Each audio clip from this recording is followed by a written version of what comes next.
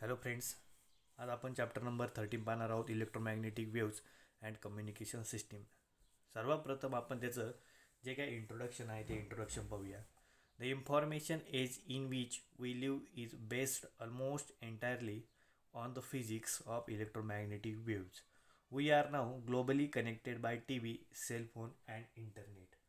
म्हणजे आजच्या काळामध्ये आपण जे काही गॅजेट्स यूज करतो, फॉर एक्झाम्पल टी व्ही म्हणा, मोबाईल म्हणा किंवा इंटरनेट म्हणा, तर हे कशामुळे आपण यूज करतो, तर यामागचं एकच रिझन आहे, ते म्हणजे आहे इलेक्ट्रोमॅग्नेटिक वेव्ज. समजा वायरलेस कनेक्शन जे आहे ते वायरलेस कनेक्शनमध्ये सुद्धा आपण त्याला यूज करू शकतो. म्हणजे हे जे काही सिग्नल आहे हे सिग्नल ट्रान्समिट होतात एका प्लेसपासून दुसऱ्या प्लेसकडे. हे जे सिग्नल आहेत हे सिग्नल या ठिकाणी पास होत असतात.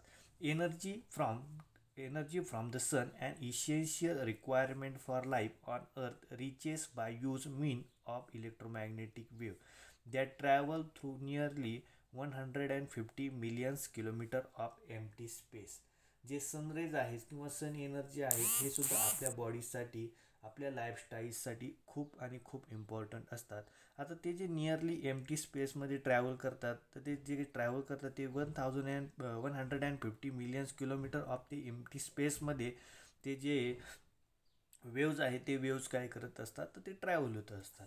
There are electromagnetic wave from the light bulb, heated engine, blocks of automobiles, X-ray machine, lightning flashes, and some radioactive material. Stars, other subject in our Milky Way galaxy and other galaxies are known to emit waves. Hence, it is important for us to make a carefully study of properties of electromagnetic waves. म्हणजे जे electromagnetic waves आहेत ते स्टडीसाठी खूप आणि खूप important आहेत. कारण गॅलेक्सीमध्ये जेवढे इलेक्ट्रोमॅग्नेटिक ॲटम्स आहेत, या संपूर्ण गॅलेक्सीमध्ये जेवढे इलेक्ट्रो ॲटॉमिक ॲटम आहेत, इलेक्ट्रॉनिक मशीन आहेत, लाईटनिंग फॅसेस आहेत, रेडिओ ॲक्टिव्ह मटेरियल झालं, हे सगळं आणि सगळं डिपेंड करतं इलेक्ट्रोमॅग्नेटिक वेव्ज. म्हणून आजच्या काळामध्ये सगळ्यात इम्पॉर्टंट असतं इलेक्ट्रोमॅग्नेटिक वेव्ज. तर हे मला हे आत्ताच सांगितलं मी इंट्रोडक्शन. आता आपण याचा एक महत्त्वाचा टॉपिक पाहूया, इलेक्ट्रोमॅग्नेटिक वेव्ज म्हणजे काय.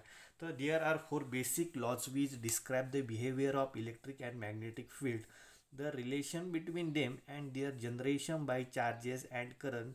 दिस लॉज आर ॲज फॉलोज. म्हणजे 4 वेगवेगळे लॉज आहेत त्यामध्ये इलेक्ट्रिक अँड मॅग्नेटिक फील्ड यामध्ये जे काही रिलेशन आहे किंवा चार्जेस आणि करंटबद्दल जे आहे ते आपण आता ह्या इलेक्ट्रोमॅग्नेटिक वेव्जमध्ये ह्या लॉजमध्ये पाहूया. तर 11साठी आपण गॉस लॉ ऑफ इलेक्ट्रोस्टॅटिक आणि गॉस लॉ ऑफ मॅग्नेटिझम हे जे 2 लॉज आहे ते लॉज पाहूया. फॅरेडेज लॉज आणि ॲम्पियर्स लॉ जो आहे तो आपल्याला 12th आहे. तर Gauss law for electrostatic which is essentially the Coulomb's law describe the relation between static electric charges and the electric field produce by them. म्हणजे गॉस लॉ ऑफ इलेक्ट्रोस्टॅटिक्स आणि coulombs law या दोघांमध्ये जे relation आहे तो basic static electric चार्जचा आहे. म्हणजे गॉस लॉ इलेक्ट्रोस्टॅटिक्स म्हणा किंवा कुलम्स लॉ म्हणा, या दोघांमध्ये एकच रिलेशन आहे. ते रिलेशन असतं इलेक्ट्रिक चार्जेसचं.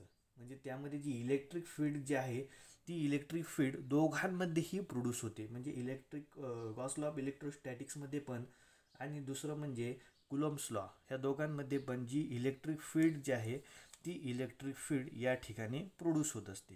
आणि गॉस लॉ फॉर मॅग्नेटिझम काय सांगतं, तर Gauss law of magnetism which is similar to the Gauss law for electrostatic as mentioned above states that magnetic monopoles which are thought to be magnetic charges equivalent to the electric charges do not exist. Magnetic poles always occurs in pairs. म्हणजे Gauss law of मॅग्नेटिझमचा आणि इलेक्ट्रोस्टॅटिकचं वेगळं आहे. यामध्ये काय होत असतं, तर मॅग्नेटिझममध्ये जे मोनोपोल असतात ते मोनोपोल यामध्ये असतात आणि यामध्ये काय होत असतं, तर इलेक्ट्रिक फील्ड जी आहे ती इलेक्ट्रिक फील्ड प्रोड्यूस होते आणि यामध्ये असतात तर मॅग्नेटिक मोनोपोल असतात. तर 3rd वन आणि 4th वन जो आहे तो 3rd वन आहे आपला Faraday's law which gives the relation between the electromagnetic force into in circuit which the magnetic flux linked with the circuit charges. Ampere law gives the relation between the introduced magnetic field associated with the loop and current flowing through the loop. त्यानंतर आपल्याला एक महत्त्वाचा topic पाहिजे, तो पाहिजे source of electromagnetic wave. तर according to Maxwell theory, accelerated charges radiated electromagnetic wave consider a charge oscillating with the some frequency which produces an oscillating electric field in space wave produces an oscillating magnetic field which in turn in a source of oscillating electric field, thus varying electric and magnetic field regenerate each other. Waves that are caused by the acceleration of electric particle and consist of electric and magnetic field vibrating sinusoidally at right angle to each other, and the direction of propagation are called electromagnetic waves or electromagnetic radiation. Figure shows an electromagnetic wave propagating along z-axis. The time varying electric field is along the x-axis and time varying magnetic field along the Y axis. म्हणजे या ठिकाणी एक diagram दाखवलेली आहे. Diagram जी आहे ती diagram आहे आपली electromagnetic wave propagating along Z axis. डायग्राममध्ये एक्स आणि वाय ॲक्सिस आहे. ॲक्सलरेशनमुळे वेव्हमध्ये मोशन होतं. त्या मोशनमध्ये चार्ज पार्टिकल जे आहे ते चार्ज पार्टिकल या ठिकाणी ट्रॅव्हल करतात. आता जे सराउंडिंग आहे याच्या अबोव म्हणजे ही जी लाईन आहे या लाईनच्या बाजूला जे काही सराउंडिंग आहे त्या सराउंडिंगमध्ये मॅग्नेटिक फील्ड या ठिकाणी दाखवलेले आहे. एक असते मॅग्नेटिक फील्ड आणि इलेक्ट्रिक फील्ड आहेत. आता याला हे जर कर्व दाखवलेला आहे ह्या कर्वला बोलतो आपण सायनोसॉइडल कर्व किंवा आपण त्याला इलेक्ट्रोमॅग्नेटिक वेव्ह पण बोलू शकतो. तर या ठिकाणी वाय ॲक्सिसवर आपल्याला हे जे वाय ॲक्सिस आहे ह्या वाय ॲक्सिसवर आपल्याला हे जे कर्व दाखवलेला आहे हा कर्व आहे आपला मॅग्नेटिक फील्ड आणि हा जो वरचा कर्व दाखवलेला आहे एक्स ॲक्सिसला तो आहे आपला इलेक्ट्रिक फील्ड. सायनोसॉइडल म्हणजे हा जो कर्व येतो या कर्वला बोलतो आपण सायनोसॉइडल कर्व. तर या ठिकाणी आपल्याला 4 स्टेटमेंट दाखवलेले आहे ड्युइनोमध्ये. Maxwell equation for electric and current value या ठिकाणी दाखवलेले integration E into D S is equal to Q in upon epsilon 0. म्हणजे हा जो थेरम आहे हा आहे आपला Gauss law of electrostatic. Gauss law of electrostatic म्हणजे याचा आपण दुसरा पण एक फॉर्म्युला लिहू शकतो. तो जो फॉर्म्युला आहे तो जो स्टेटमेंट आहे ते लिहू शकतो आपण close integer of E into D S is equal to Q upon epsilon 0. म्हणजे गॉस लॉ ऑफ इलेक्ट्रोस्टॅटिक काय सांगतो आपला close integer of electric field into area is equal to charge upon epsilon 0 किंवा याला आपण बोलतो की परमिटिव्हिटी इन ए स्पेस. म्हणजे जर समजा एखादा क्लोज सरफेस आहे त्या क्लोज सरफेसमध्ये या ठिकाणी एक पॉझिटिव्ह चार्ज आहे या ठिकाणी एक निगेटिव्ह चार्ज आहे. तर या ठिकाणून जे पॉझिटिव्ह चार्ज करून हे जे चार्जेस आहे हे निगेटिव्ह चार्जेसकडे जातात. हे जे आहे हे निगेटिव्ह चार्जेसकडे जातात. या ठिकाणी डायरेक्शन पण दाखवलेलं आहे. म्हणजे हा जो आहे हा क्लोज सरफेस आहे. ह्या क्लोज सरफेसमधून ही जी इलेक्ट्रिक फील्ड आहे ह्या एरियामधून काय होत असते तर ती ट्रॅव्हल होत असते. हे जे आहे हे आहे आपलं Gauss law of electrostatics. Gauss law of electrostatics या ठिकाणी तुम्हाला हा फॉर्म्युला पण दाखवलेला आहे आणि तुम्हाला एक सिम्पलचा फॉर्म्युला त्यांनी दाखवलेला आहे. या ठिकाणी the law state that the electric flux through any close surface S is equal to the total electric charge Qn enclosed by the surface divided by epsilon 0.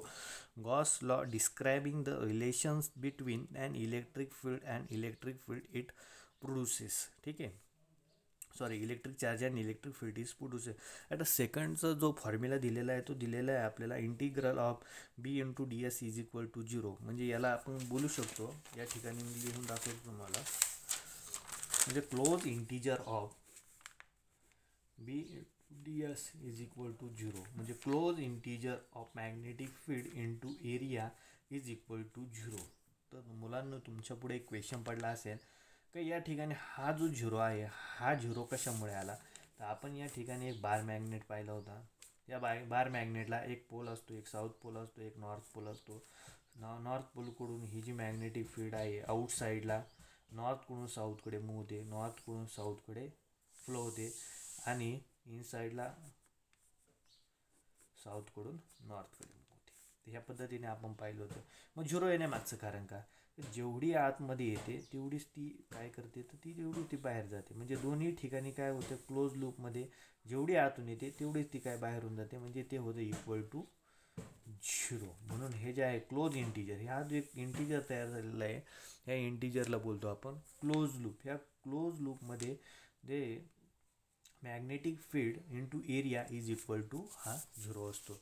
म्हणून या ठिकाणी दिलेली the law state that the magnetic flux through a close surface is always 0. म्हणजे समजा यामधून एक area आहे, ह्या एरियामधून किती मॅग्नेटिक फील्ड जे आहे ते मॅग्नेटिक फील्ड बाहेर पडतात, याला बोललं जातं मॅग्नेटिक फ्लक्स. मग मॅग्नेटिक फ्लक्स म्हणजे काय, बी इंटू ए. बी असते मॅग्नेटिक फील्ड, ए जो आहे तो ए असतो आपला एरिया. म्हणून magnetic flux through a close surface is always 0. That is the magnetic field line are continuously close curve having neither beginning nor end. तर हे जे दोन्ही आहेत हे दोन्ही आपल्याला 11वीला आहेत. याचा ते दोघांचा स्टडी जो आहे तो आपण 12वीला करणारच आहोत. तर आता सर्वप्रथम आपल्याला कॅरेक्टरिस्टिक्स ऑफ इलेक्ट्रोमॅग्नेटिक वेव्स पाहिजे. तर कॅरेक्टरिस्टिक्स ऑफ इलेक्ट्रोमॅग्नेटिक वेव्समध्ये सर्वात पहिले कॅरेक्टरिस्टिक्स आपल्याला काय दिलेलं आहे, the electric and magnetic field E and B are always perpendicular to each other and also to the direction of propagation of electromagnetic wave. Thus the electromagnetic wave are transfer wave. म्हणजे electric field आणि magnetic field हे perpendicular असतात. यामध्ये कॅरेक्टरिस्टिक्समध्ये ही जे आहे magnetic field E आणि बी जो आहे ते असते इलेक्ट्रिक फील्ड, हे दोन्ही जे आहे ते दोन्ही परपेंडिक्युलर असतात इलेक्ट्रिक फील्ड आणि मॅग्नेटिक फील्डच्या आतमध्ये. मग आता एक घडते कुठे, हे परपेंडिक्युलर कुठे असतात, तर इलेक्ट्रिक फील्ड आणि मॅग्नेटिक फील्ड जे आहे ते इलेक्ट्रिक फील्ड आणि मॅग्नेटिक फील्डच्या आतमध्ये हे जे दोन्ही आहेत हे दोन्ही काय करतात, तो परपेंडिक्युलर असतात. इलेक्ट्रोमॅग्नेटिक वेव्ह जे आहे, thus the electromagnetic waves are transfer wave. Electromagnetic wave जो आहे तो इलेक्ट्रोमॅग्नेटिक वेव्ह हा ट्रान्सफर असतो. तर ट्रान्सफर वेव्ह पाहिलं होतं आपण, लॉन्जिट्युडिनल वेव्ह पाहिलं होतं. The wave in which the particles of the medium vibrate in the direction perpendicular to the direction of propagation of the wave. तर याला आपण काय बोलतो असतो, तो transfer wave. The cross product E cross B give the direction in which the electromagnetic wave travel. E cross B also give the energy carried by electromagnetic wave. जर आपण cross product करतो ई क्रॉस बी जर असेल तर आपल्याला direction भेटतं जिथे electromagnetic wave travel करते. तर किती अमाऊंट ऑफ एनर्जी ही जे आहे ती काय कन्वर्ट करते हे आपल्याला ई क्रॉस बीमुळे काय करू शकते, तर समजू शकते. तर E and B field vary sinusoidally and are in phase. हे जे आहे ते इलेक्ट्रिक फील्ड आणि मॅग्नेटिक फील्ड हे सायनोसॉइडली असतात. सायनोसॉइडली म्हणजे या ठिकाणी एक कर्व दाखवलेला आहे, ह्या कर्वला आपण सायनोसॉइडली कर्व बोलतो. ठीक आहे. Electromagnetic wave are produce by accelerated electric charge. यामधून जो चार्ज प्रोड्यूस होतो तो चार्ज असतो इलेक्ट्रिक फील्ड. आता सगळ्यात इम्पॉर्टंट जो आहे तो 5 नंबरचा पॉईंट आहे. Electromagnetic wave can travel through free space as well as through solid, liquid and gases. म्हणजे या ठिकाणी काय सांगितलेलं आहे, इलेक्ट्रोमॅग्नेटिक वेव्ह कोणत्या मीडियममधून ट्रान्सफर करते, तर स्पेसमध्ये असणारे सॉलिड म्हणा, लिक्विड म्हणा किंवा गॅसेस म्हणा, या सर्वांमधून इलेक्ट्रोमॅग्नेटिक वेव्ह जे आहे ती इलेक्ट्रोमॅग्नेटिक वेव्ह ट्रॅव्हल करत असतात. ठीक आहे. तर in free space electromagnetic wave travel with velocity C is equal to the light in free space. म्हणजे या ठिकाणी एक लाईटचा फॉर्म्युला दिलेला आहे आपल्याला, स्पीड ऑफ लाईटचा. तर C is equal to 1/√μ0/ε0 is equal to, हे कॉन्स्टंट टर्म आहे. ही जी स्पीड ऑफ लाईट जी आहे ती स्पीड ऑफ लाईटचा एक फॉर्म्युला आहे. तो जो फॉर्म्युला असतो 3 × 10⁸ metre per second. Where μ0 is equal to 4π × 10⁻⁷ Tm/A is the permeability and ε0 ची एक व्हॅल्यू असते 8.85 × 10⁻12 c²/Nm/m² is permittivity of free space. ठीक आहे. हा जो फॉर्म्युला आहे 6 नंबरचा, तो यामध्ये स्पीड ऑफ लाईटचा फॉर्म्युला दिलेला आहे आणि स्पीड ऑफ लाईटची जी काय व्हॅल्यू आहे, कॉन्स्टंट व्हॅल्यू जी आहे ती कॉन्स्टंट व्हॅल्यू आपल्याला या ठिकाणी दिलेली आहे. ती जी कॉन्स्टंट व्हॅल्यू आलेली आहे आपली 3 × 10⁸ मीटर/सेकंड². ठीक आहे. तर in a given material medium the velocity Vm of the electromagnetic wave is given by Vm is equal to 1/√μe, where mu is the permittivity and epsilon is the permittivity of a given medium. The electromagnetic wave obey the principle of a superposition. म्हणजे superposition म्हणजे काय, तर एकाच डायरेक्शनला दाखवतो. समजा एक wave आहे तर ते जर समजा सुपरपोजिशन म्हणजे समजा एकाच डायरेक्शनला दाखवलं जातं. हे जे डायरेक्शन आहे डायरेक्शन. समजा सुपरपोजिशन म्हणजेच काय सांगितलं जातं, तर सुपरपोजिशन म्हणजे प्रिन्सिपल ऑफ सुपरपोजिशन म्हणजे त्याचं सर्व जे काय आहे ते एका डायरेक्शनला दाखवलं जातं. The ratio of the amplitude of electric and magnetic field is constant at any point and is equal to the velocity of the electromagnetic waves. तर या ठिकाणी एक फॉर्म्युला दिलेला आहे, E0 is equal to CB0 और E0 upon B0 म्हणजे magnitude of E0 upon B0 म्हणजे electric field upon magnetic field is equal to 1 upon under root mu 0 upon E0. Now, E0 and mu 0 are the amplitude of each and B respectively. As the electric field vector E0 is the more permanent that the magnetic field vector B0, it is the responsible for optical electrical due to electromagnetic wave. For the reason electric vector is called as light vector. तर मुलांनो हे जे आहे हे आपण characteristics आजच्या लेक्चरमध्ये आपण कॅरेक्टरिस्टिक्स ऑफ वेव जे आहे ते कॅरेक्टरिस्टिक्स ऑफ वेवमध्ये कॅरेक्टरिस्टिक्स ऑफ इलेक्ट्रोमॅग्नेटिक वेव जे आहे ते कॅरेक्टरिस्टिक्स ऑफ इलेक्ट्रोमॅग्नेटिक वेव्स पाहिलेले आहेत. नेक्स्ट व्हिडिओमध्ये आपण इलेक्ट्रोमॅग्नेटिक स्पेक्ट्रम जे आहे ते इलेक्ट्रोमॅग्नेटिक स्पेक्ट्रम पाहणार आहोत. थँक्यू.